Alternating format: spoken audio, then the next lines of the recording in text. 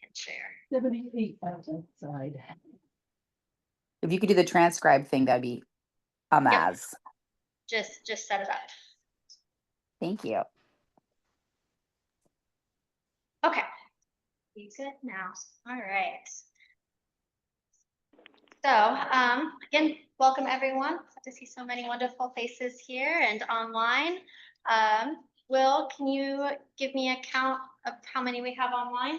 Or yeah, online, and we have Yes, there are 12 officially online, but that counts you, and I don't know who else is in the room that's also on Zoom. we have 14 people in person, and Wow. just Matt and I are the only ones on Zoom. Okay, very good. So there's 10 net on Zoom. What was that? And here comes Hendrik Breckelschen in from the city. It looks like we have Kate, and Beth, and Julie. Are there any other board members online? Doesn't look like it. Okay. 2, 3, 5 board members present. So I believe we have a quorum. Okay. Let's move along with our agenda. So for tonight's meeting, we're going to, I have a lot of new business, approval of the last meeting minutes. Tad is going to share the amendment to the bylaws text that we looked at last time, and we'll make a motion to approve that text this time. And then there's a couple of board updates I'd like to share. And then we need some volunteers. And then we have 2 guest speakers joining us tonight. The City of Portland City Shelter Services, tongue twister, and Urban Alchemy are here in person. We'll then transition into our committee reports and then a couple of announcements before we adjourn at 8:30. Are there any changes or additions to this agenda? Okay. Then the first up is approval of the previous oh my gosh, previous meeting minutes. I looked them over. They looked okay to me. I did get a request from Umpqua, though our statement of our board officers didn't quite meet their criteria. So instead of doing an amendment, I'm just going to bring it up in new announcements later on of the exact language that they need us to have. But other than that, I think they looked good. Did anyone else read the minutes, have any concerns with them? Okay, hearing none, let's go ahead and approve the minutes. Hearing no concerns, we should just go ahead and approve those by acclamation.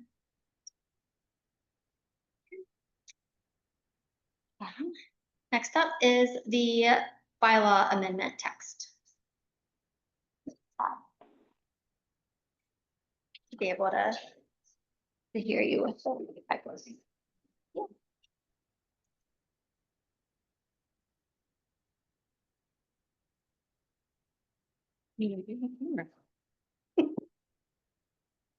It's just right there. You can just speak and it should catch you. Last month, I presented a draft of the bylaws with the proposed new language for allowing employees of businesses to be members of the organization. So the motion is to approve this language so that we can finalize the bylaws for this. And I'll make sure that the next time there is a proposed bylaws amendment that we do it in such a way that we don't have to vote on this twice as we are tonight. Any discussion? No, hearing no discussion in the room. Does anybody online have any concerns with the text that was presented? I'm glad to be getting it done. Darlene.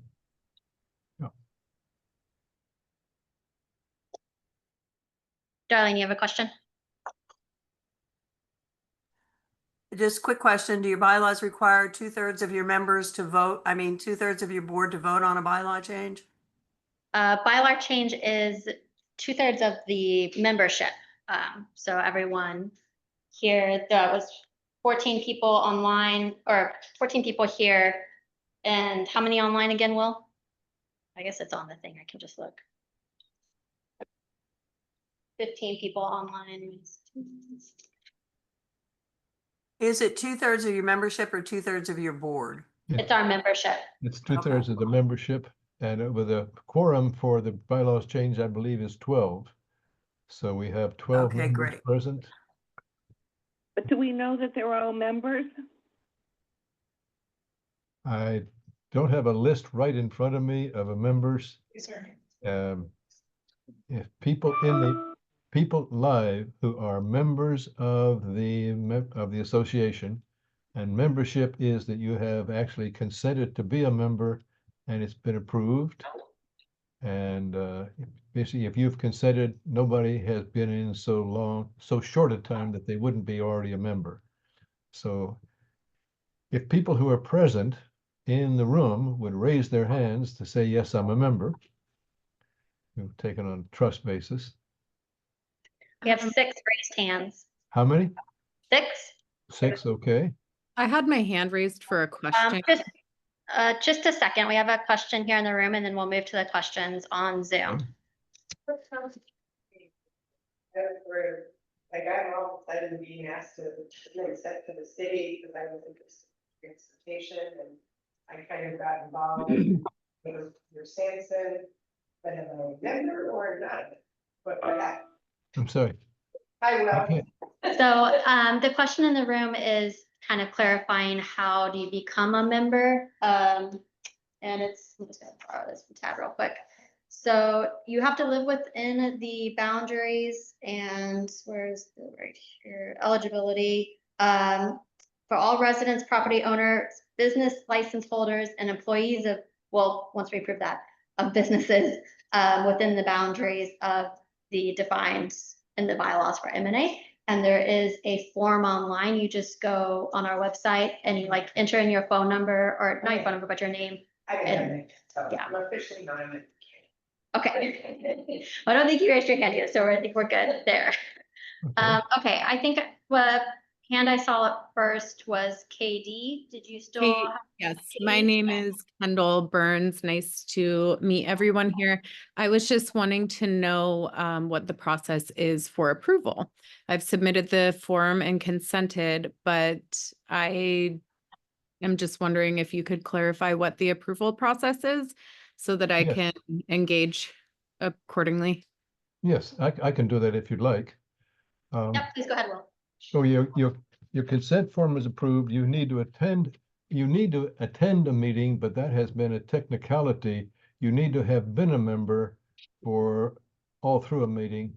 A time period is the important thing, and it's a safeguard from people coming in at the last minute, registering quickly and dominating the meeting with a special interest. But if you have, your consent has been accepted, you did it online, I can check to be sure that your list is KB here. Okay, No, yes, I changed that for just, well, just because I want some further clarification on,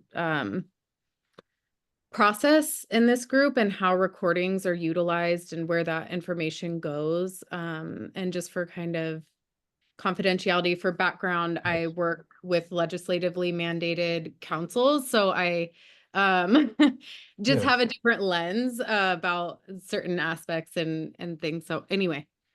well, basically, membership personal information is confidential. I mean, obviously the name is there if you're a member, but everything else is in a secured, encrypted file, not accessible to the general public, and available if someone were to bring a legal request, of course, but that's a different story entirely. We don't publish the membership lists. We don't sell them, obviously. We just basically use them for internal purposes to validate a vote, for example. Okay, Thanks so much, Will and Katie. Feel free to email me and we can chat more about processes. We need to move our agenda along because we have a lot of guest speakers and other things going on tonight. Sarah, does your question concern the motion that's on the floor?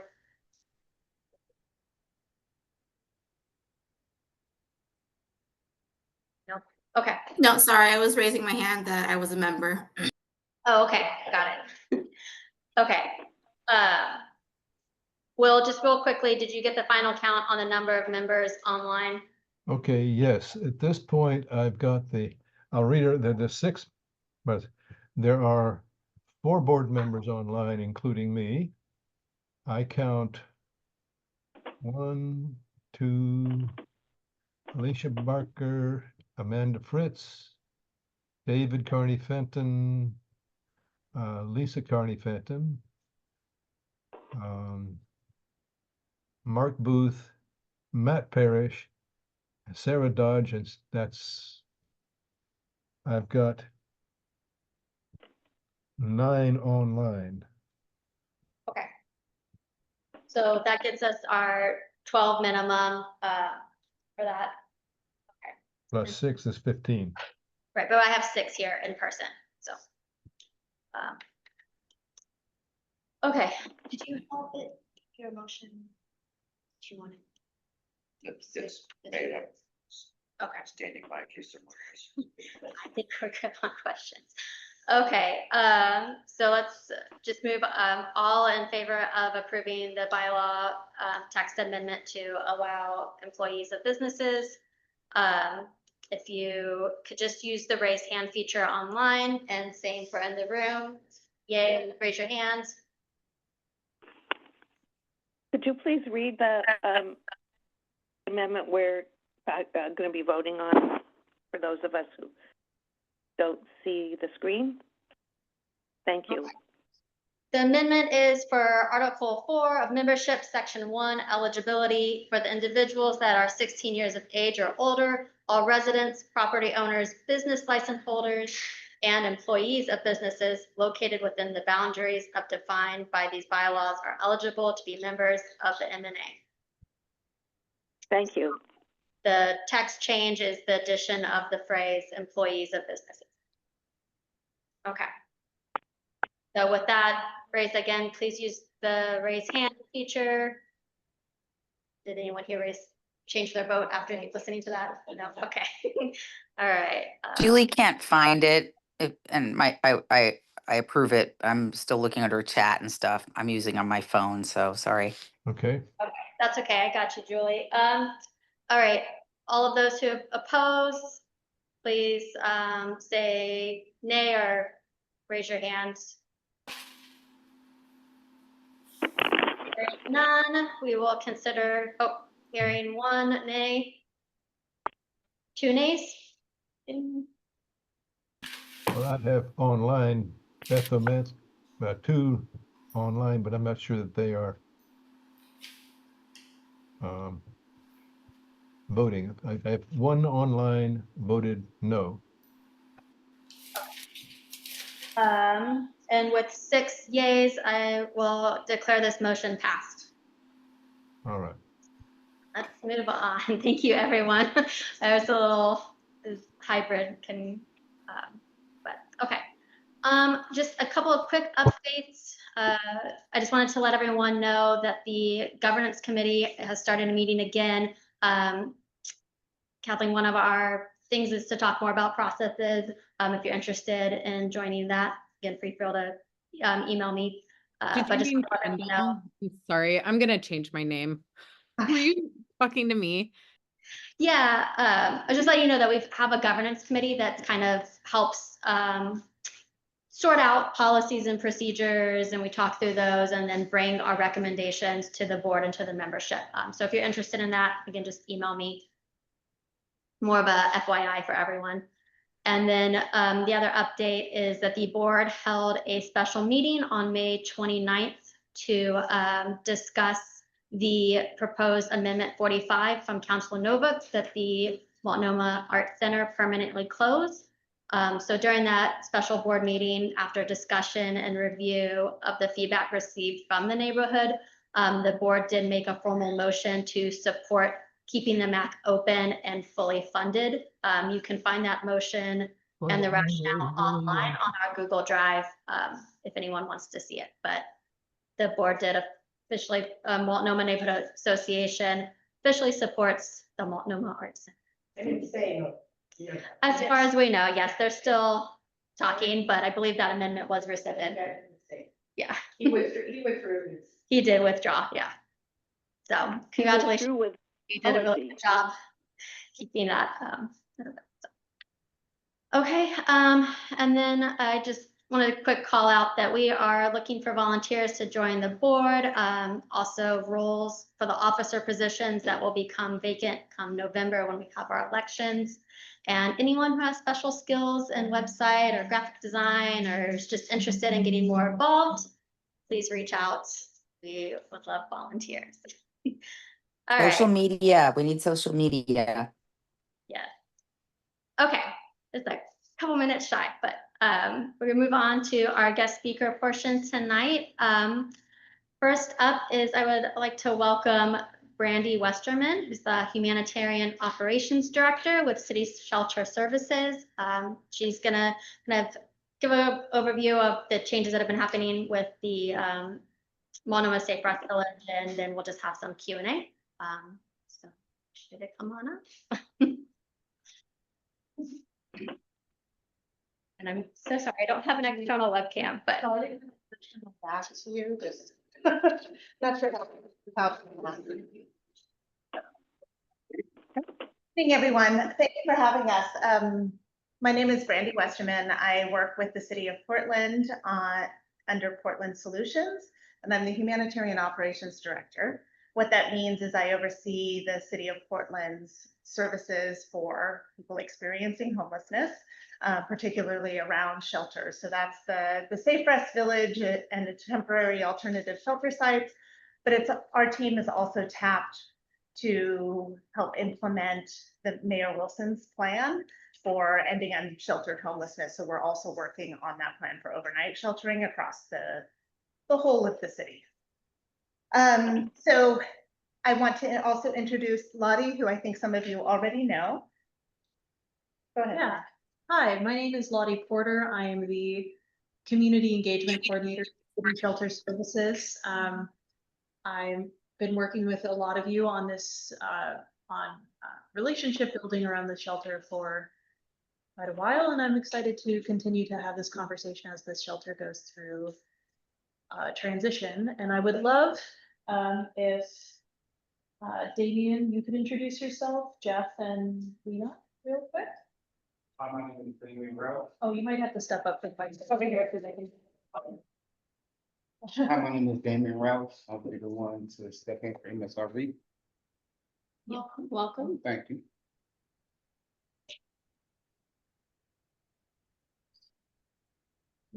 Hi, my name is Jeff Sticky. I'm the current Director of Operations for Urban Alchemy in Portland. I oversee all the projects for.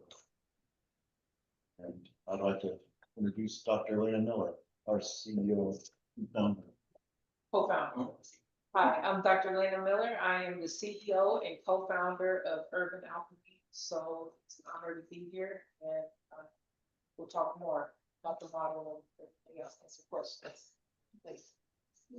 So Brady and I are here today. Part of the reason I wanted Urban Alchemy to introduce themselves before I speak and Brandy speaks a little bit is because really this is about them. They are going to be taking over management of the Multnomah Safe Rest Village on July 1st. We are in the final stages of contract negotiation with them, and we're really excited and looking forward to what that change means. Nancy Ann from Sunstone Way is also here today as a sign that we are still working with them. We actually are finishing up contract negotiations for 2 of our other sites, as well as moving forward with overnight shelter contracts as well. And I really appreciate her being here. If you have any questions about the transition related more to what contract negotiations look like, what the transition from HS, the Homeless Services Department, formerly known as the Joint Office, looks like, Brandy and I are really a great resource, but really I want most of our time to be Urban Alchemy, being able to speak about their program and for you all to have a chance to get to know them before they take over shelter operations.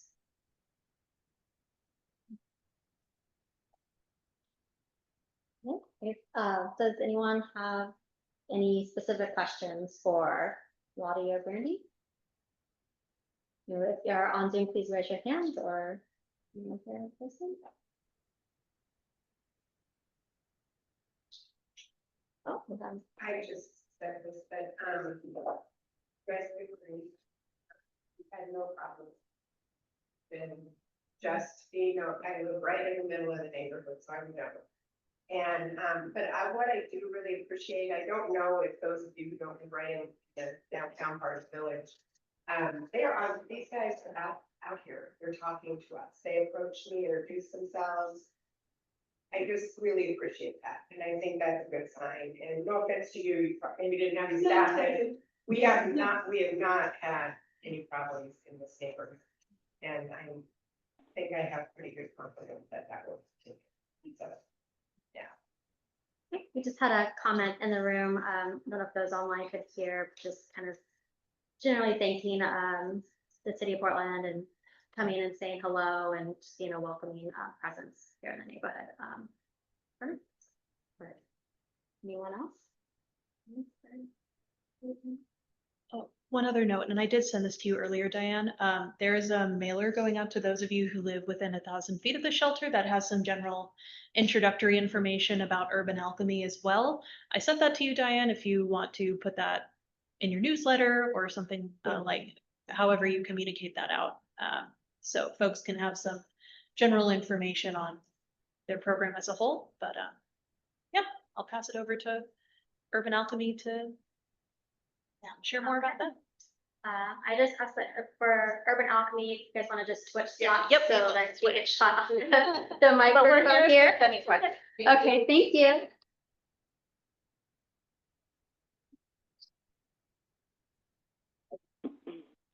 Thank you. I know you guys already introduced yourself before, but if we could introduce yourselves again, I think some folks online were having a hard time hearing. Thank you. I am Dr. Lena Miller. I am the co-founder and CEO of Urban Alchemy.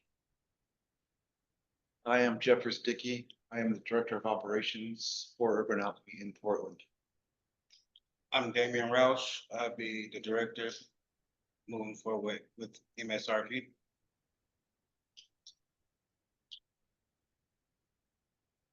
Welcome. Glad to have you guys here. Do you have anything specific that you wanted to share, or is just kind of more of a open Q&A? So I would love to. So I've been evangelizing everywhere because I'm excited. So I came to bring you the good news. And that is, I think one of the things we've realized at Urban Alchemy is that the models we've been using for social services, particularly services with the homeless population, are about 50 years old. They no longer apply to the conditions that we're seeing on the street. So you heard me introduce myself as doctor. I'm a psychologist. That's, I graduated in 2020, so somewhat fresh, right? So seeing all these things about what we know about mental illness, what we know about how to treat people, right? And the thing that was shocking to me when I came into the homeless field, I spent like 25 years working with high-risk youth and who were had trauma and exposed to violence. And so this was kind of a drastic career change. I wasn't, a lot of people who are in this field have been doing it for 20, 30 years. And I've been working with youth all this time.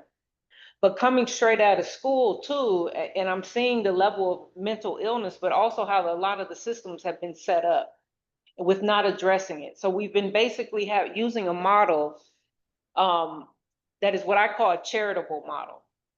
And at the heart of that is saying, and I don't think people mean anything bad by it. This is society, right?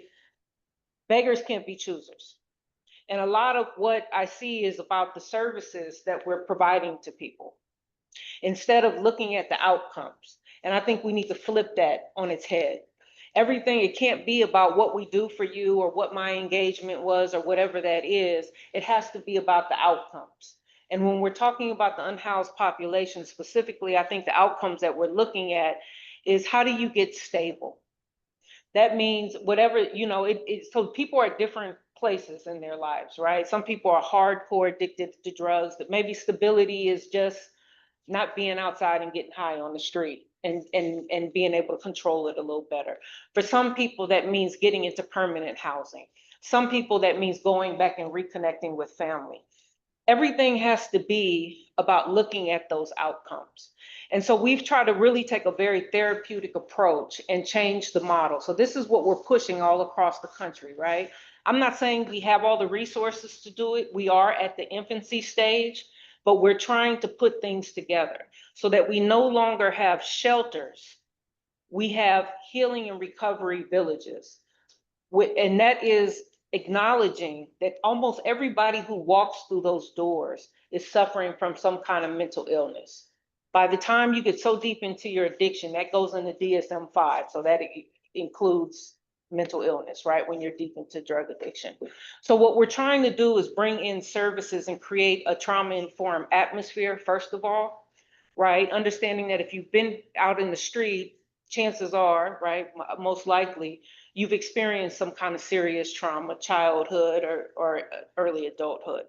By the time you live on the street, you've experienced other traumas, right? So people are coming in with all kinds of stuff, and we're really trying to manage that the best we can, but using the old model, which is basically 3 hots and a cot. So what we're saying is we need to bring in all of these kinds of services, whether they be drug services, whether they be process groups, you know, whatever those are, art therapy. So we're trying to piece those together throughout. In San Francisco, I know it's not Portland, but we're trying for it here too.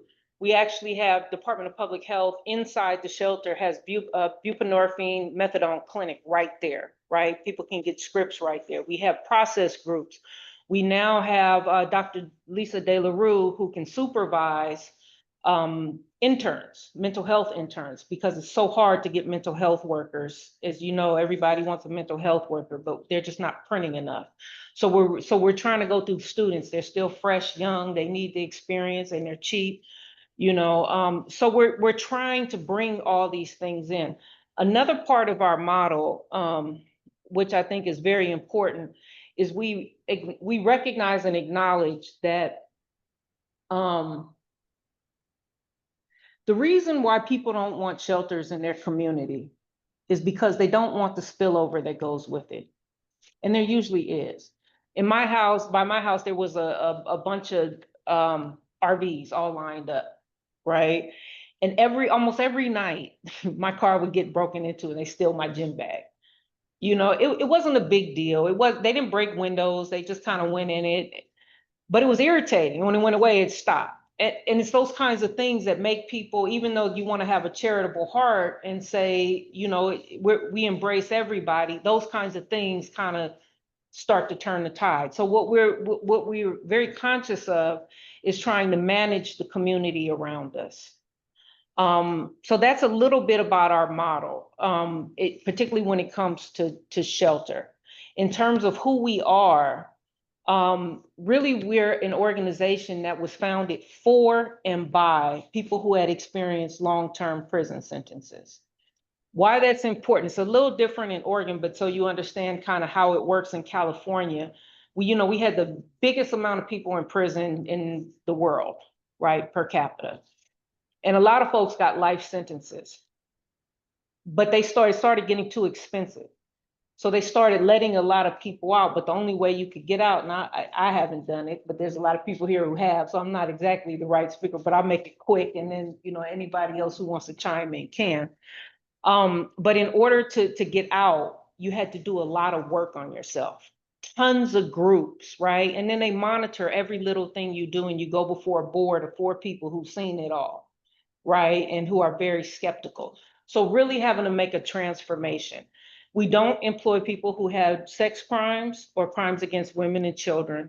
So most of what we're seeing is young men who were impulsive in their early years, did something very stupid, and now are coming out in their middle age or elderly, right? So the whole brain architecture is transformed. And not only that, unlike most of us, right, they've been sitting concentrated in there with their peers, working on their stuff and having to process it in a very honest way with people who are calling them out. I think the other thing that makes us very successful at what we do, because when people have lived on level 4 yards, which is the highest security, right, and very dangerous, you have somebody pointing guns at you, and also anything that you do can turn into a bigger issue, a riot or something like that. So while people have this idea of urban alchemy, like, oh, it's so smart to put criminals in charge, oh, why, you know, so we read the press and the Twitter, right? The reality is that people learn very quickly who's a threat, who's not, and how to de-escalate, because you can't just pop off, right? So you have to have another level of control and another level of reading energy. So that changes the interaction, right? Because you're able to deal with people on almost as, you know, in energetic way, because that's kind of how you have to learn to read people, you know. So that's kind of a little bit about our superpower. I'm going to be quiet now. Jeff is the operations director of Portland, so he's been able to set up our shelters and grow it down here. He's done an outstanding job. He started out in San Francisco in Civic Center, moved to be responsible for our entire park system, transformed downtown San Francisco. I mean, transformed it. Saved a lot of, I don't want to say a lot, but maybe 2 or 3 children from being kidnapped on the parks. You know, was able to recognize the behavior and things like that, and has a phenomenal body of work. Was the first people who started our community-based public safety, which is now the largest in the country. So he was part of the DNA of that. So we're very good at selecting very talented leaders. And now Damian Rouse is another person who's been identified as one of those effective leaders, and he will be responsible for this. So without further ado, I'll pass it to you. Okay.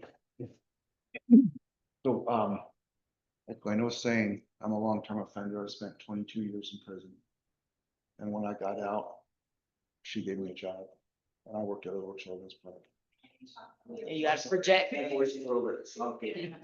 So in my prison sentence, I was a pretty bad person. I belonged to be in prison. I deserved to be in prison. 7 years into my term, I got in a conflict with another gang, and they stabbed me. I went to a hospital and died.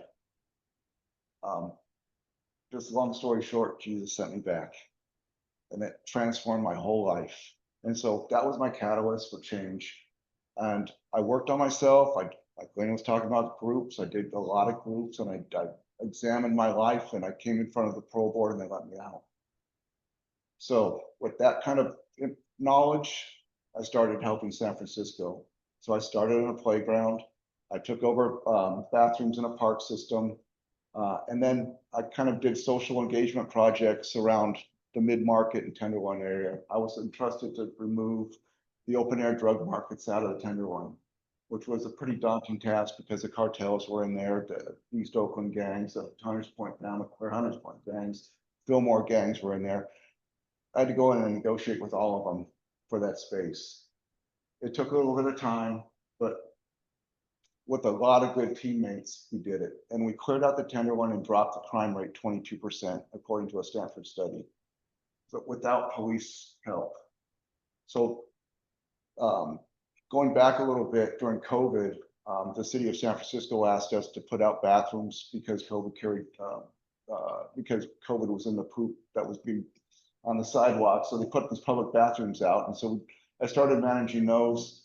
And then they asked us to start the first 3 shelter-in-place hotels, which I was part of, and then a large tent encampment, which held about 170 people, called Folsom Street Village. So that was kind of my background.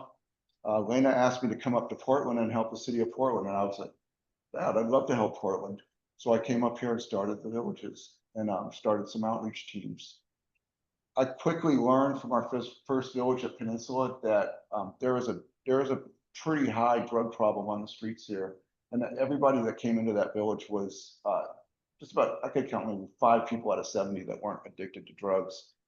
And one of the issues that we were having was, we would send people out to detox when they identified, hey, I want to get off drugs, but then they would come back to the village and relapse 100% of the time. So as we opened up more villages, I got the idea, along with some other folks that helped with the catalyst of this, we started dividing our villages into wellness centers, sober living areas, so we could support our population. We started giving them groups and activities and extra food. We tried to make it appealing so that we would create the desire to get into recovery. And so now we have 3 villages, we have 2 wellness centers. Our Reedway site, half the village is a wellness center. So with that, we have other providers coming in. We have Central City Concern providing a doctor, a psychiatrist, housing navigators, mental health workers. We have a company called New Season providing mobile assisted treatment. We have another company called White Grape that's providing mental health services. We are working with Portland State University to get interns, and we are going to connect with Reed College, who might also provide, I haven't put that on your table with her. But we're connecting with Reed College to provide interns for mental health services. So we're trying to create an environment where people can heal in these villages, because we understand that everybody's coming in with a high level of trauma. We just had a Portland, a PSU survey. I asked the woman conducting the survey for homeless, what kind of services and things that they need. But I asked her, what are you seeing out here? And she's saying 10 to 20 years is an average stay on the streets. And so that's what we're kind of seeing. So at that level of time on the streets, they're accumulating an enormous amount of trauma. So it takes a while to decompress, and you have to offer services to help them do that and be there when they need the support. So that's kind of our idea. It's working really well, and we're just going to bring that philosophy down to MSRV and continue. You want to talk a little bit about your vision for the spot, or how you intend to work with the community and that sort of thing? I tend to really hear everyone out, Gotta project. because I know it's gonna be different coming from one side to another side. So what I learned through Urban Alchemy, because I started in Graveyard and then ended up making my way up. I was at North Portland, that's 230 guests, 90 pods and 70 RVs. And so I just came there with compassion and empathy, because I've been through the background that they're going through right now. So I know the struggles and everything, and people judging. So I just use that, keep that in mind, and just have patience, use our 7 values, and I want to transfer that over here. So Damien will be the person, you'll always have somebody you can connect with, right? So if there's any kind of problem, you can always go to where, knock on the door, I need to speak to Damien, right? If he's not there, he'll be there. And we will, one of the feedback that we get from pretty much everybody we work with is that we are extremely responsive. So we understand what the stigma is with urban alcohol. We're very clear. Like I said, we read Twitter, we read the newspaper, we get it. But what that also does is we know that we have almost no room for mistakes. Because as soon as we make a mistake, it's always turned around. Oh, the criminals, see, they're really, you know what I mean? So it's more than that. It's a need to make sure that everything that we do is, that we're very responsive, we're not making mistakes, all that kind of stuff. But I think the thing that I've noticed with our people is that they have their own kind of scales, right? And they're committed. Like you said, like you heard Jeff said, I was a bad person in the past. So this is my way, right, of balancing those spiritual scales. And that's something you can't pay for. Right? That's within a person that makes them go the extra mile.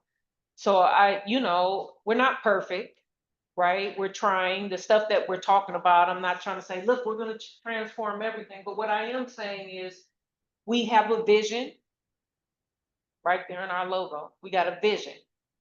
And we're working towards it every day. We're trying to bring in the universities to not only, you know, support our efforts with the services they have, but to also run randomized control studies so that we can start to see if certain, what's the word?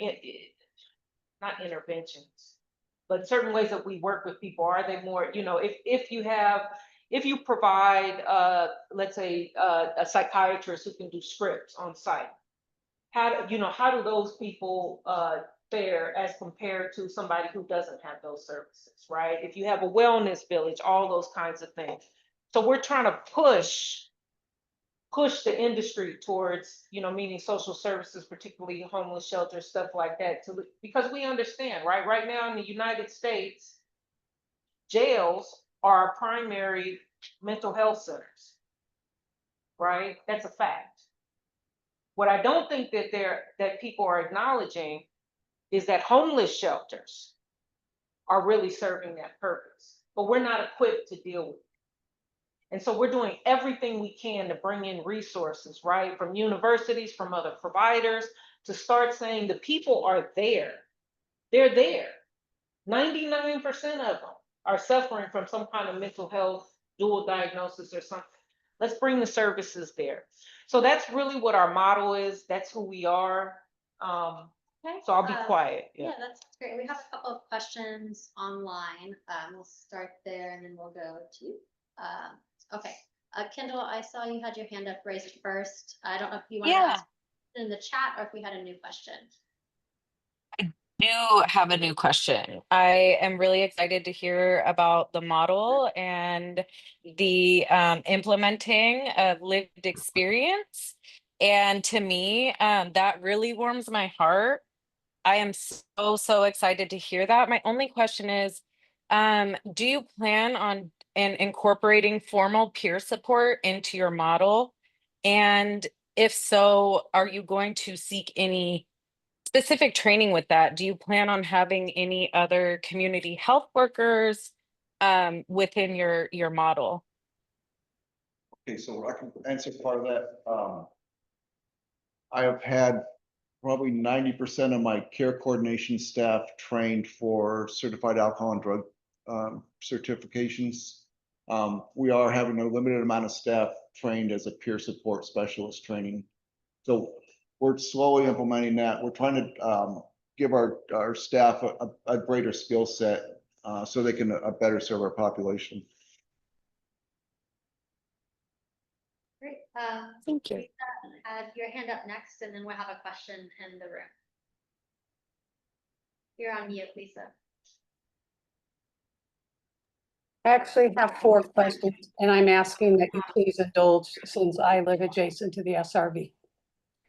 The first question I have is, did any of you at Urban Alchemy ever live directly across the street from an SRV?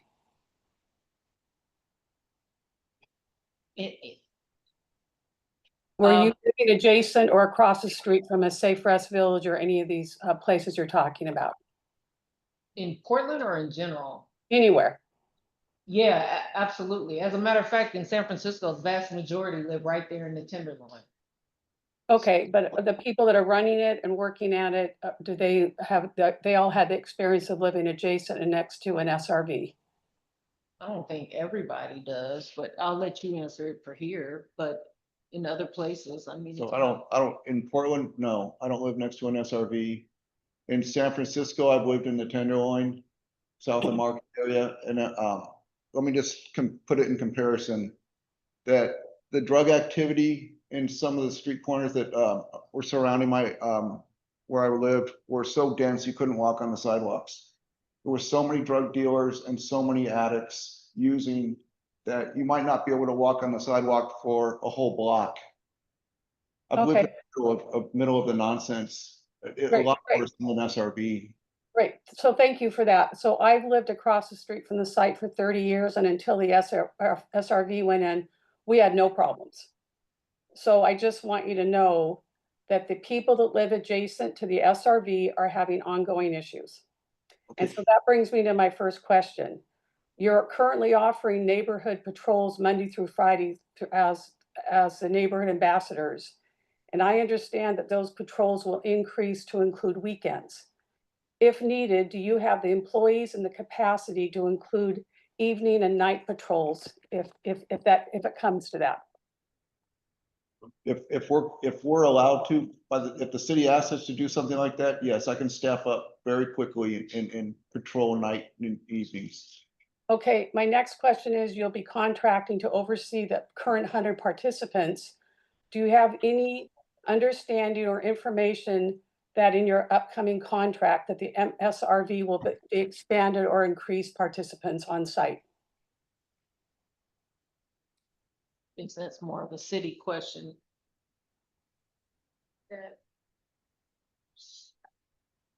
Want me to answer that question?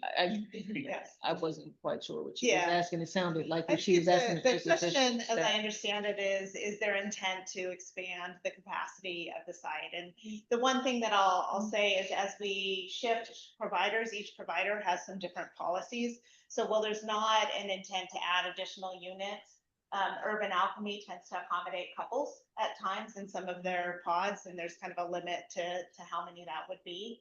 And so in the case of MSRV, there may be some couples accommodated, which could increase the number slightly. Okay, my next question is, this last week has been very, very problematic for the adjacent neighbors. I called the SRV twice to try to get help. They didn't answer the phone. I ended up calling the police. Will you and can you offer some sort of hotline for specifically for the adjacent neighbors to obtain help in real time? Yeah, yes, we have a number that you can call, and we'll have a dispatch service to dispatch our teams. But the dispatch service is not in Portland at the site. Will we be able to call the site directly? I'm not going to get up at 3 in the morning and walk over there in my pajamas. We're moving, well, we're starting to dispatch in Portland, July 1st. But currently there's a phone on site. Will I be able to call directly and speak to someone in real time to get Yes, help? I can contact you and leave you my information where you can contact me directly. I'm always answering my phone so I can get that situation, whatever comes up, handled Okay. immediately. Can we offer that to all the adjacent neighbors? Yes, we did that previously at Reway and a couple of our other sites. So we have a relationship where our villages are with our neighbors. So when they have complaints, they call us directly and we take care of that. Okay, thank you. Yep, no problem. Thank you, Lisa. Okay. Questions in the room? Yeah, hi, I'm Mary. I'm a volunteer with Southwest Outreach, which is a all volunteer mutual aid organization working with houseless neighbors in this area. And we know quite a few of the participants at the MSRV. We have a lot of questions about your staffing model, who's going to be the caseworkers. We're pretty invested in particular individuals. They're very anxious about losing their caseworkers with Sunstone Way, what's going to happen. And I'm wondering if that's something maybe I could email Damien. That's too big of a question for this meeting, but That's a perfect question. So we can connect and then I can introduce your team to our team so that it'll be seamless transition. okay. Does that sound fine? Yeah. Yeah. Yeah. Because we, the role we play is people come to us and they say, I'm not getting any help. I don't know how to whatever. And then we can kind of coach them through. Well, who is your caseworker? Did you ask this question?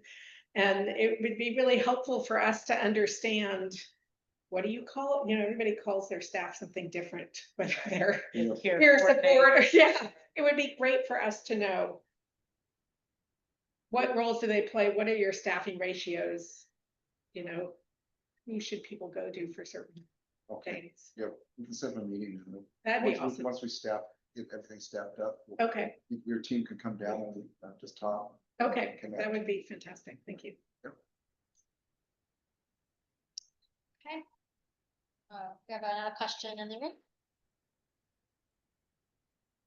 I have a deep voice, my voice carries. It's not really a question, it's just, I want to thank you all for coming and speaking with us today. Some pretty powerful stories from the three of you. I really appreciate you coming and talking with us. I lived in the Tenderloin for a while myself. So, And yeah, if you can work there, I'm confident that you can be successful here. So I really appreciate that. Thank you. We have a question online and then another question here in the room. Darlene?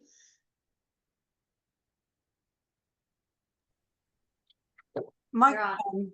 I'm Darlene Garrett, and I'm the executive director of District 4, which I know you don't know what that is, but I'm working with 32 plus neighborhoods and some various community-based organizations and business associations. And I have a couple of odd questions for you. I'm working with a community. We've been in this mix of houselessness seriously for about 10 years in our city. And you probably have that same history in San Francisco. I'm working with neighborhoods that are traumatized in a way and have compassion fatigue. So my first question is do you have any insights into how I get my arms around a neighborhood and neighborhoods? I have 32, but I have about 6 or 7 that are truly traumatized by the houselessness situation. Do you have any thoughts on how we serve these neighbors and help them to get through this as things are changing? I'm concerned about the compassion fatigue that I'm seeing, and I'm concerned about the level. I mean, people who live in Old Town and downtown for sure, these folks are getting screamed at, yelled at, cussed at. I was chased home the other day. I actually had a physical confrontation personally, and I need to know how I work with my neighborhoods because they're so, I'm pretty sure many may even be suffering from PTSD from the area that they live in. You got any thoughts for how I work with my communities? I think what you're asking is something that all over the country people are asking. And quite frankly, I mean, it's the honor of being able to work in different cities as we've expanded, is that we get a bird's eye view of what's happening all over the country and to be able to look at the patterns. And what I'm seeing, and people talk about the government and the government should do this and the government should do that. But as I've met different people all over the country, from mayors to department heads and different people who work in government agencies, I can tell you that people are looking at this new version of deep human suffering and they're stuck everywhere. I don't think anyone knows how to, it's so deep. And I think we all share that feeling. And compassion fatigue. So that kind of it's like, so that's what I'm getting at when I'm saying outcomes, because it's more than compassion. It's more than a sense of empathy for folks, right? Like we're seeing a real mental health crisis on the street, and it's getting worse and worse and worse. I think at this point, and that's why we're trying so hard to bring in the universities, to bring in all these people to say, we have to start studying this. How come we don't know how to treat fentanyl? Why is there's no best practices for fentanyl treatment? Okay, we have buprenorphine, that's a start, but we don't really know, right? They're also doing methadone, maybe they're looking at Ozempic. I mean, but there have been really no randomized control studies.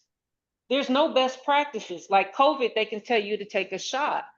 And all of these things compounded together, and then they have the social services folks. We're the worst paid, right? Usually worst trained. Is just go in there and deal with all the crazy at once and deal with it in a compassionate, empathetic way. And that's why the police are kind of pulling out, right? That's why we're growing so much with community-based public safety. So I think this is something that all humanity is going through, right? And looking at and feeling stuck. I'm not saying we know the answers to that. what I am saying is that we're trying very, very hard to figure it out and saying, folks, we have to look at this the same way we looked at COVID. This is a crisis and we can't ignore it anymore. And this is $1 billion industry. Cities are pouring such a large portion of their budget into this, not only in homeless services, but the Department of Public Health, the police, all these things. And we don't have a comprehensive way to treat it or to even approach it. So we're trying, is what I'm saying. And I think that's why we have to shift our focus instead of compassion, right? Looking at outcomes. What are we going to do? Because we have a mental health crisis on our streets. Like, people are no longer in facilities, they're on the streets, and maybe they're in the shelters and in prisons. So I don't necessarily have a good answer for you, but I think my answer is to say, we have to start getting very serious about finding ways to address this in the same way we do the medical models, just like COVID. And what I see is that we're not organized. And I've been to almost every city in this country that is affected by the fentanyl and this P2P meth. And I can tell you, nobody is really wrapping their heads around it in a methodical way. So I think that's really what we're going to have to start doing. And that's every city in America is going to have to start studying this and looking at ways that we're getting people out of this. And I'm also, because I've been pretty much everywhere, especially San Francisco and Los Angeles, right, which is deep with the fentanyl stuff, and some of these other small towns. Portland has got this fentanyl stuff bad. And we are trying to figure that out at Urban Alchemy because people are getting sucked into the drug culture. I don't have an answer for it, but we're trying to figure it out. But it's serious. As we all are. Serious. Yeah. Yeah. Hey, let me just give you a hint. Are you familiar with Oregon Health Science University, OHSU? No. They're very important to you. They have the Department of Right. Psychiatry there is doing a lot of research on fentanyl addiction and the effects of fentanyl. So if you're looking for that kind of thing, Oregon Health Science University is absolutely key. And if you put your stuff in the chat, I'll give you the name of the physician that's the head of the Department of Psychiatry. And they're also training psychiatric social workers. They're doing research on fentanyl. So probably a good contact. Thank you.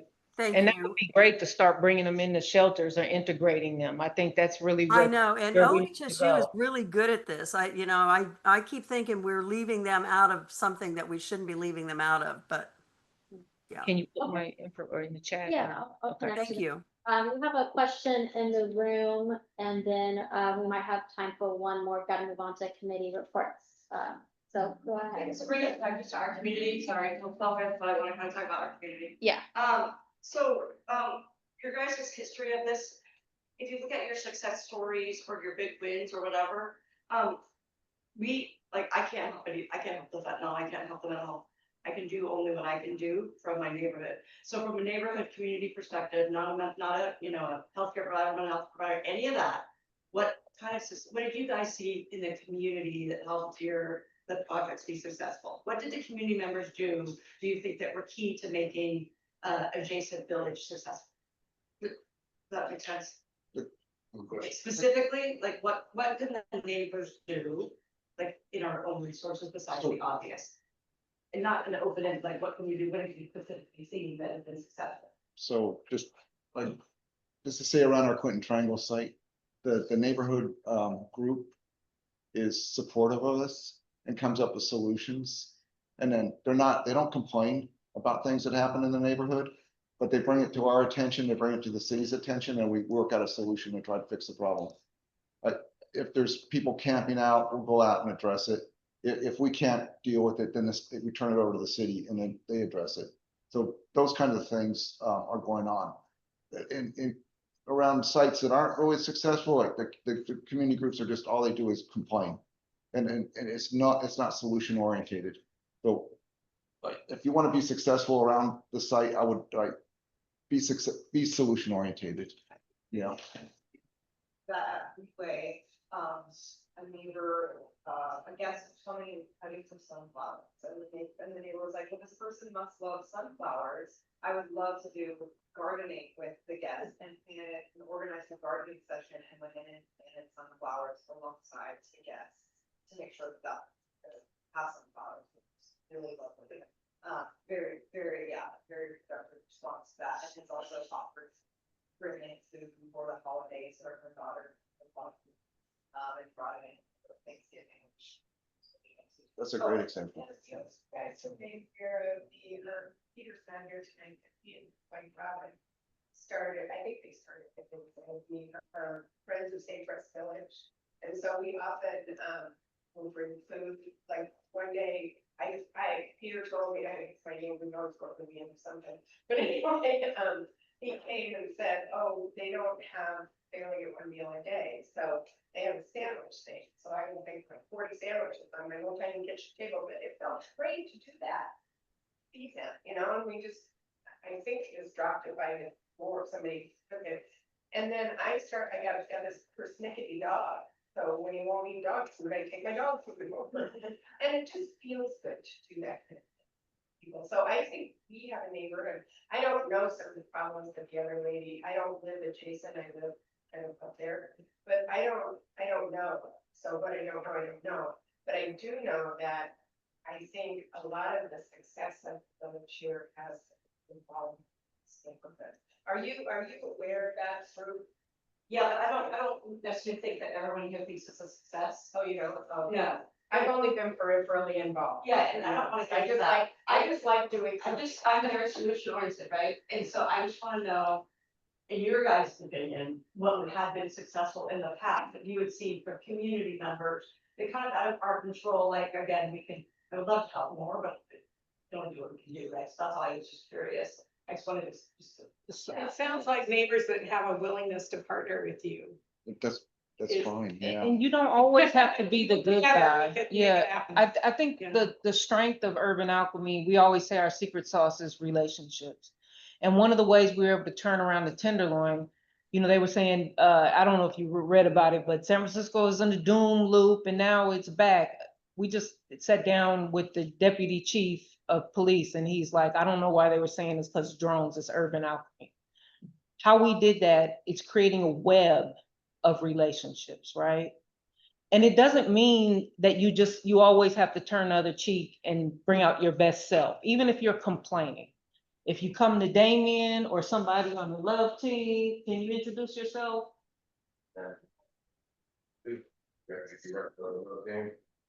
And so not everybody can, if somebody is having a psychotic break, right? Whether it's because of mental, like a schizophrenia, or it's because they got a bad batch of drugs, I would not recommend you trying to have that conversation, right? Call us though, and we'll have that conversation. And sometimes it's the community is supportive.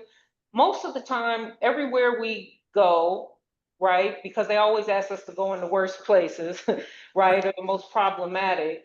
People are angry.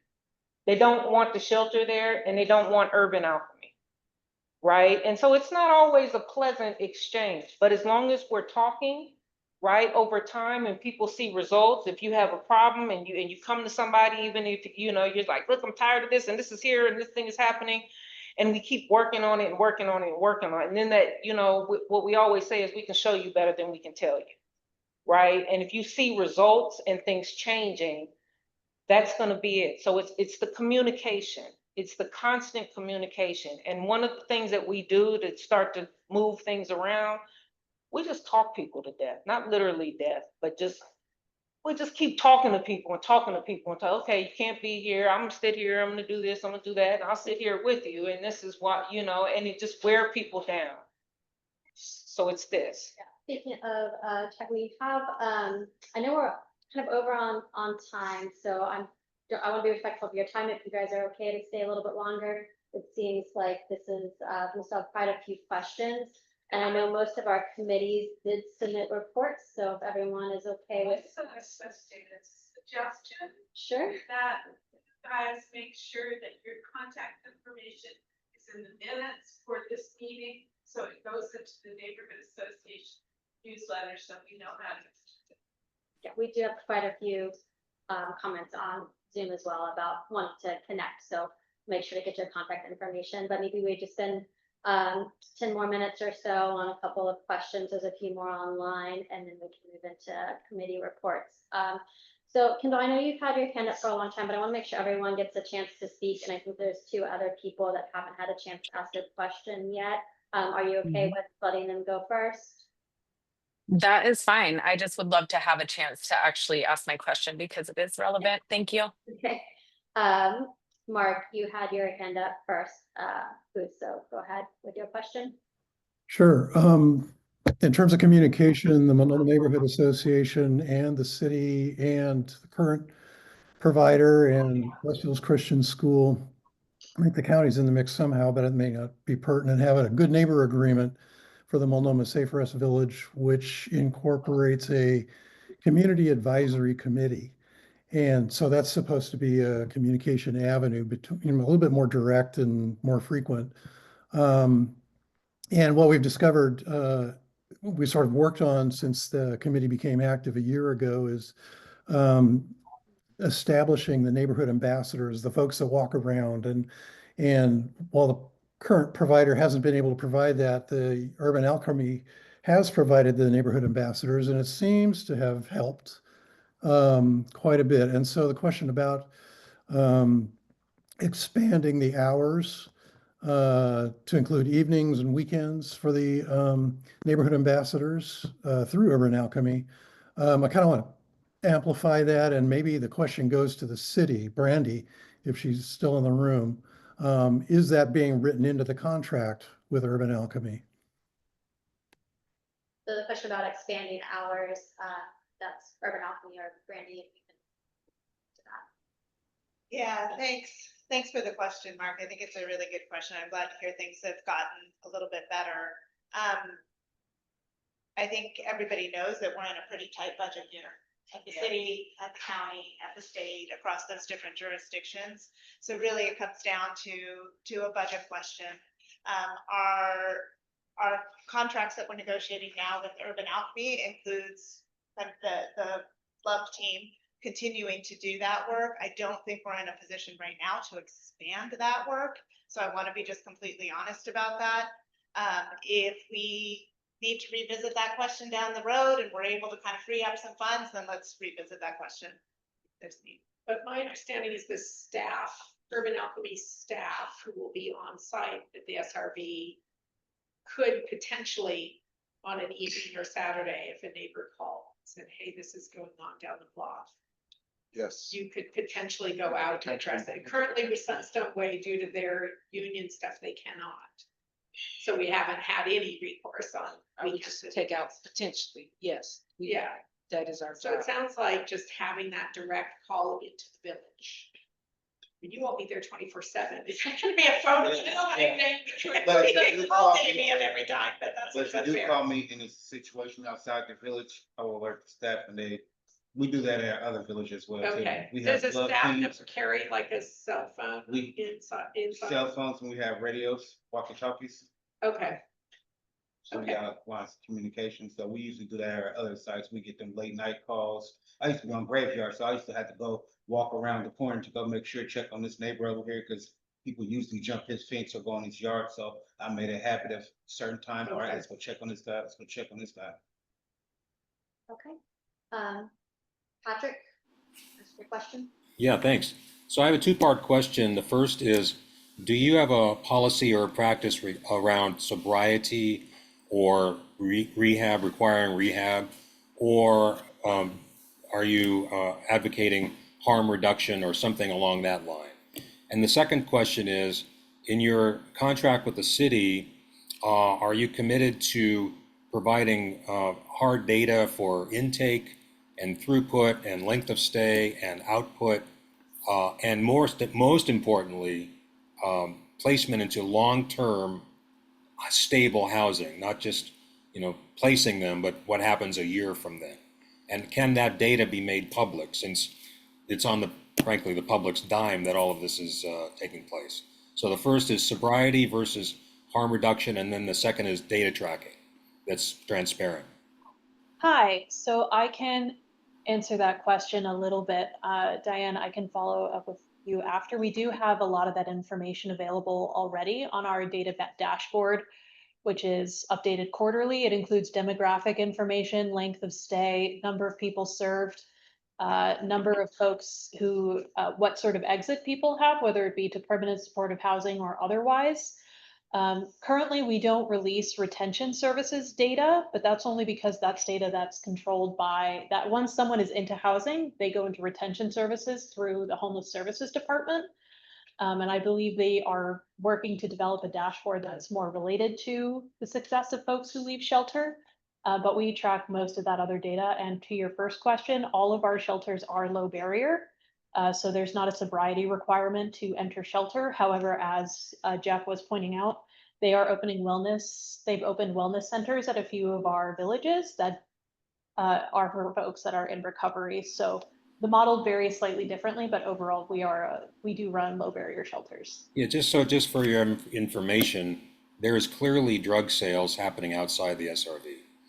So just not to be naive about it. So you guys should be aware of that, and I'm certain people inside the SRV are using. So just be aware and all the consequences thereof. Okay, thank you, Patrick. Kendall. Right? Thank you. Yeah, I was just going to actually kind of piggybacking off of what Mark had said. Just what are the plans for operationalizing those feedback loops between community? Is there any solid plan to make sure that there's an ongoing connection? Because what I'm hearing is that there is from the city that there's, budget concerns, and I'm hearing from community that they have concerns, and I'm hearing a lot of fear from people as well around the implementation, and I hear that. And I'm just really wondering, with budget constraints, what are the methods that are going to be employed to operationalize the community engagement and the feedback? Because these ideas, like what community just said, and I don't know who that individual was, but they were saying something about like, I would love to do gardening or a different project like that. How can we create feedback loops so that we have continued engagement and ways to build community? Because those are the things that build safety. And to answer Darlene's question, and being somebody who lived in Chinatown during Measure 110, during the fentanyl epidemic, during COVID, during the pandemic, as a single woman with 2 little dogs who had to go outside alone multiple times a day, who moved to this neighborhood because of that PTSD, who has a background and lived experience in behavioral health and as a service provider. Yes, like the importance of how we develop safety between our nonprofits and between community is essential to the quality of care that is provided to the people, but also for the surrounding community. But I will put this not on just the nonprofit or the city. I will call everyone else in this space in to collaborate. And how do we do that? Because that is what truly makes sustainable community and impact. So that's all I have to say. Thank you.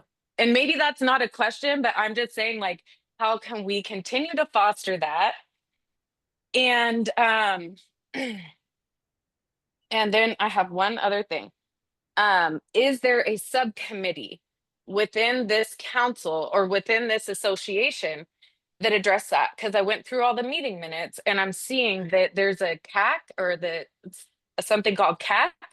Is there a way that we can develop a feedback loop between maybe Damien or one of his staff and this group to continue to foster that relationship? Thank you. So I can answer both of those questions, Kendall. Firstly, I do want to say I agree. It is so important to get feedback from our neighbors who live by all of our shelters. There is always, we are here to help problem solve. There's not always a solution that is necessarily liked by everyone, but we're here to have those conversations and to do the best we can to address issues as they arise. We have an email, the shelter services at portlandoregon.gov, which does sound like it wouldn't be answered by anyone. I actually respond to that email address directly. And if anyone has any questions related to this program or about Urban Alchemy, about our contracting, or about MSRV specifically, about how you can get involved, I always encourage people to reach out to us. I try to get back to people within 24 hours if I can. And if I'm not available, someone on our staff is always monitoring that inbox. So, But I'm for those- just curious to know, is that actually like the place where people, because you're basically the contract administrator, correct? Or you're just, because that's I'm really, the- if we're needing to address operations or potential things that would come down from operations in the nonprofit, like that's what I'm talking about, maybe that feedback loop more directly from community to the nonprofit. I'm the community engagement coordinator through the city. So I work directly with Urban Alchemy on all of these issues. Hendrik Brokelschen, excuse me, who's on this call actually with me. He and I both go, we actually, and you asked about this, the Community Advisory Committee, the CAC. That is where we meet with the neighborhood directly. They have representatives that were appointed by the MNA, and the shelter operator attends. So in this case, Damien would be present each month. We actually have our first meeting with Urban Alchemy with the CAC next Tuesday. So that is another method for neighborhood folks to get their questions answered, is to go through their CAC members and then direct those questions to us. So there's multiple ways of communication that we've developed with the neighborhood. Also, I heard you have an opening on the committee. Maybe somebody from Urban Alchemy can sit on the committee, and then we're part of the family and the feedback loop is there. Yeah, So if you're open for that. They already would. Yeah, they already are. You're already parts of the committee. Yeah. Oh, So, okay, yeah. well. There's the Well, feedback. there we go. Thank you so much for breaking that down for me. I really appreciate you just giving me that context, because this is my first meeting here and I'm just getting acquainted with processes and what's going on. But all of these subjects are so near and dear to my heart, truly. So I'm just, grateful to be here and to engage. Thank you for breaking that down for me. Lottie, can you say the email address again? Shelter services at portlandoregon.gov.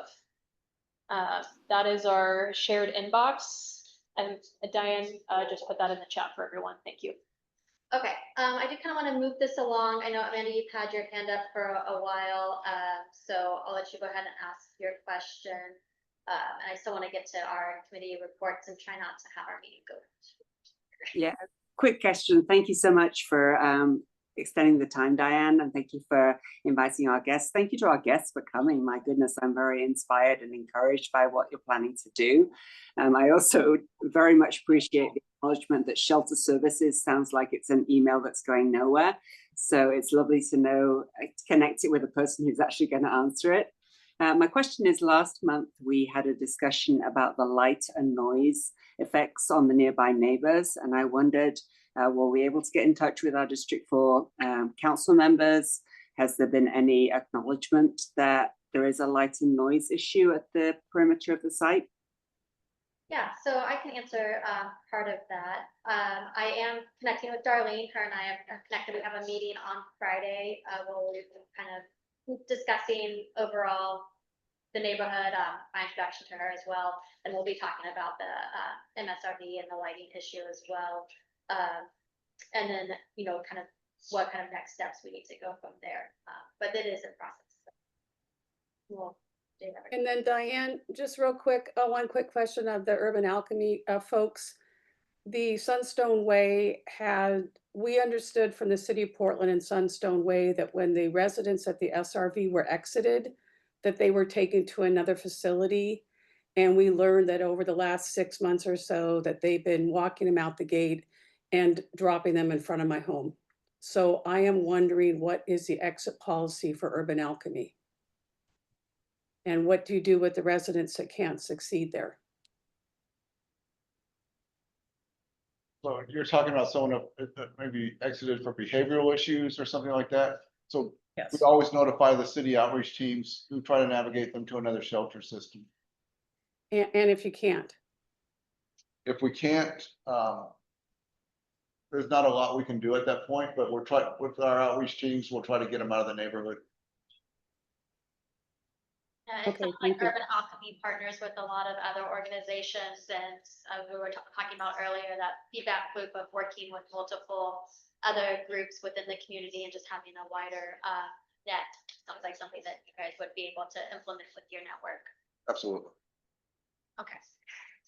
Excellent. All right.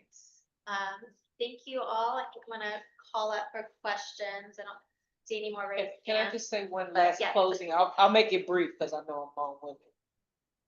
So alchemy is not magic, right? In alchemy, they refer to it as the great work. That's why we're practitioners, because we practice. It takes work. All of this is work. Nothing is free. Nothing is magic. Even with the miracles that a lot of our practitioners do, it's not free to them. It takes a toll. I hear the pain that you're talking about. I felt it. I have family that's out there. You know, it's close to all of us. None of us are separated from this. And I understand how hurtful it is to not only see it, but to experience it and to feel that sense of helplessness. So I can't promise any miracles, but what I can promise is that we will do the work. And I hope that you will also do the work with us, right? And it's hard. It is hard. But I've had the honor to see miraculous changes in Austin, in Birmingham, in all kinds of places. I've seen it happen in Los Angeles, in Skid Row. Like, we have seen crazy stuff happen, but none of it is free. We don't just walk in and say, oh, and everything changes. It's work, and it takes a toll on our practitioners' psyche, their spirit, and their bodies, and their emotional system, same as everyone else. They just had a different experience kind of sitting in that place where they thought they may never leave, where they've had to do a different level of transformation on themselves. So they're a little better at engaging in it, and their tolerance is a little higher. So I just want to say that, so you recognize when they do the work, you know it's the work, and I would ask you to join us in that and to understand that none of this is easy, and it's not necessarily always a feel-good thing. Most of the time, you know, there's a lot of sadness and hurt that goes with it. But if we kind of stay in it and keep working together, like I said, I've witnessed it. I can tell you where to go. You can read about it, right? Austin, the Arch, San Francisco, you know, those, and we're working on other places as well. So we'll keep it going. We'll do the work with you. You have our commitment. We're in this for real. If we mess up, we're going to work with you to fix it, work with ourselves to fix it, and continue to get better. So thank you. Thank you. And if you guys have time to stay just a little bit longer, I'd like to connect and get contact information. Sure.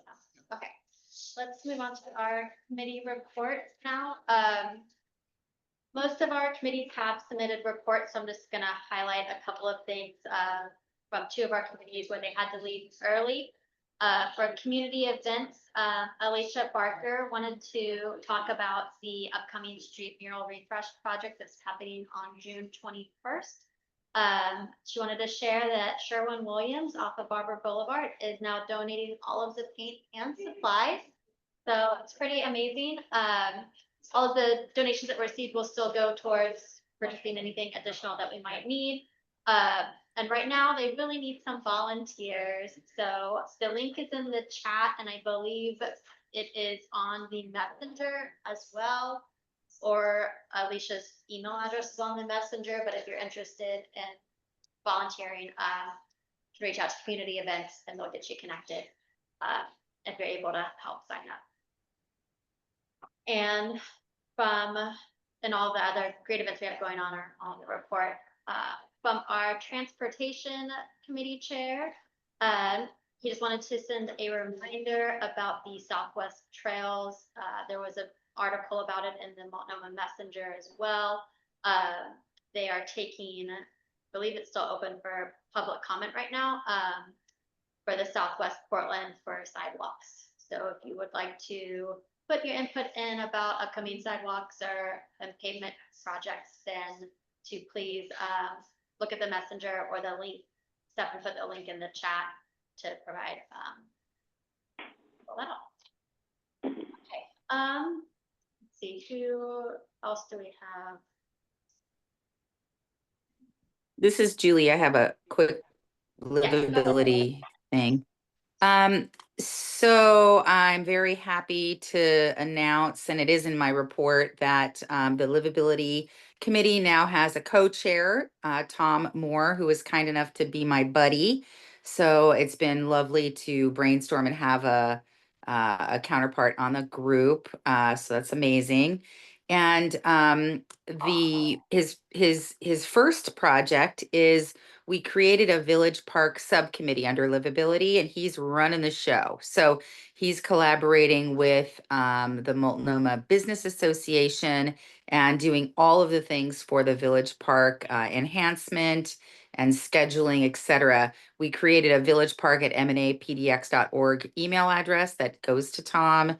And he's providing, and under the livability, there's a report out for Village Park, including the purpose, duties, and those types of things. So just wanted to explain that. And then one last thing, it's at the end of the summer, but August 23rd will be a free geek drop off and recycling event. And this is our second annual in the Meals on Wheels parking lot. We'll have lots of marketing around that later on this summer.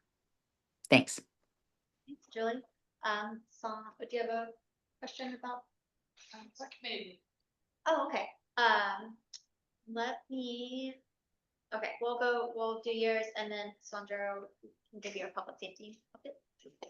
I'm with the Safe Rest Village Community Advisory Committee. I'm Paloma. Welcome. Thank you for being here.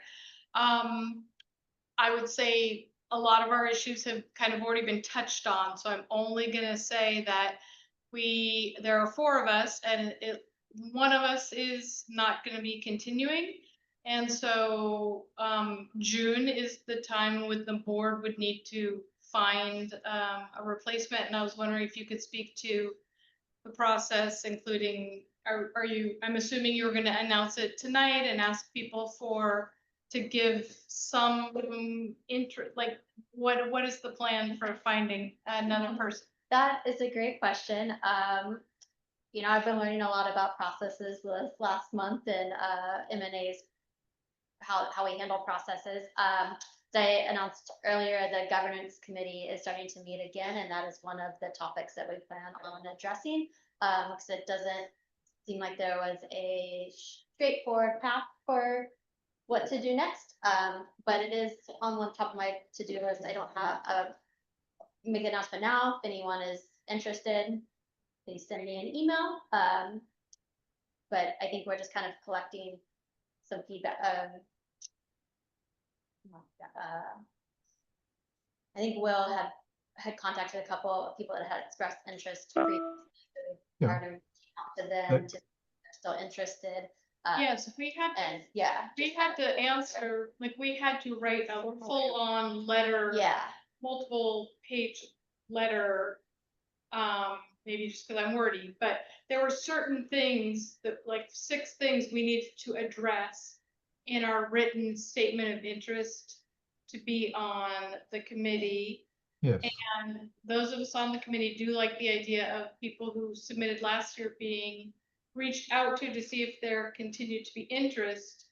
But it wasn't only select from those folks. I feel like it's important that the whole neighborhood association be given the opportunity to find out how they apply, and that there should be basically the same process of writing a letter of interest that touches on things. So I'm just wondering how you're going to invite the larger group to do that. Sure. Yeah, I would agree that the process for the application should be the consistent as what was done before. And I know, Will, I think you might have a comment, but I know you had reached out to the previous applicants. And then as far as how do we announce that to the wider membership, you could do a couple of different things, putting it on a call out on our website. We could do a social media post, letting people know that this is available, or even, it might be a little, I don't know the term, but maybe in the messenger as well, just a couple of call outs to our wider neighborhood. But Will, I'll let you go ahead. Well, it's pretty straightforward. Right now, the process for this filling a open position is essentially the same as last year, when people were forming the committee. We have a little more luxury because there are 3 existing members continuing, so we want to make sure that the net is cast fairly wide. We've been in touch with people who had applied for a position last year and showed whether they have interest or not. We have some that do have interest, but we'd like to see it out there wider. There's only one position, but the position is something which, if you want to apply, we'll send you the long piece of paper with the conditions and so on. And we are trying to do a community advisory committee of 4 people, 2 of whom are near neighbors. One of those near people are adjacent, and then people who are further away but in the neighborhood. Right now, the position that's open is for further away in the neighborhood, not for near position with the immediate concerns. But the operation of the Community Advisory Committee reps has been very collaborative. They listen to each other. They come together on positions so that the needs of the people who are immediately affected are represented in the committee actions, and they bring those interests to a larger group, which is a wider community advisory committee. I put some links in the chat a while back of where to get more information. But if you want to, send the applications to president@mnapdx.org, and we will filter from there. Yeah, that answered the question. Yeah, Will did awesome. Awesome, Will. Explaining it. Love it. Yeah, so Will is great at that. Okay. Let's see. Bonjero, would you like to give your update on public? Sure. I'm Sajura, I'm the public safety chair. I did actually write a report, but I forgot to submit it to the folder. So if actually that won't probably happen again, because then I won't have to make the announcement that I have done very little as public safety chair. The good news is that the other person on my committee, Michelle, has done something, and I'm going to kind of toss it over to her. Thank you. Michelle Norville. So last month I got the fortunate, well, really cool. I got to attend the community safety training by the Portland Police Bureau on the behavioral mental health. I think there's a few people that were there, and I think thank you for that. I think it was great. I think it was 2 hours. It was packed with just really good information. Cadets had a really good presentation, a lot of great facts and useful stuff. And so I think with that, I'm going to create kind of like a emergency contact card, like wall card, front and back. I'll just expand on some of our current communication list phone numbers that we already have, but something like, the phone numbers on the front and the back would be really quick, like what to do to de-escalate your conversations or whatever, and whatever that may be. I will mock it up though, and then one can kind of look at my drafts. I have a few different versions, so that's coming your way. That came out of that. Great. So that's what it is. Okay. Beth has a question online. Oh. Yeah. Hi, Sanjuro. Beth here. We had briefly talked or whatever, emailed with each other about getting together because I have a project for you that needs revision from when I was public safety chair. So I hope we can get together and collaborate on that. Yes, that would be great. Thanks. Yeah, give me a call when you can, please. I will do that. Thanks, Sanjuro. Excellent. Yeah, I can't wait to see your little little cards. Can't hurt, right? I mean, Ah, it's like minimal okay. amount, I can't. Okay. See, we went through.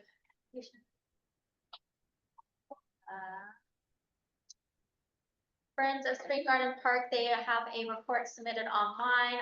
Pam is not here, but I just kind of wanted to mention that they have a lot of great summer events coming up, including their summer picnic series, and they're moving the park on July 25th. If you'd like more information about any of their events, it's on the website. So there. And equity. Will, do you have anything you want to highlight in your report? Well, I do have the report, but I want to echo things that we heard in our conversation about the Safe Rest Village when they were talking about relationship building. For me, that is at one of the heart of equity and practice, which essentially says that this neighborhood association represents fairly everyone in the neighborhood, not just homeowners and the usual suspects. Making that operational is a whole different process. If you want to learn more about the equity, you can go to our website, mnapdx.org/equity, and take a look. Or email equity@mnapdx.org, and we'd be glad to talk with you further. We have the report online in the meeting materials for the meeting.